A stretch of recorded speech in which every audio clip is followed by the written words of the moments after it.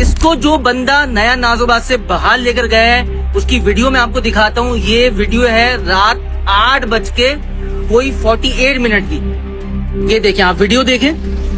ये बंदा, ये मेन गेट है नया नाजोबाद का, और ये बंदा देखिए 125 पे है।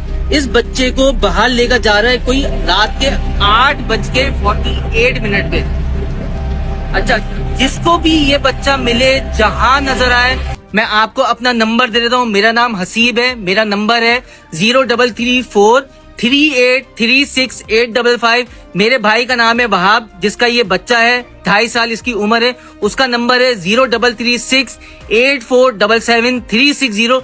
जिसको भी ये बच्चा जहां मिले, जहां नजर आए, प्लीज हमसे कांटेक्ट करें।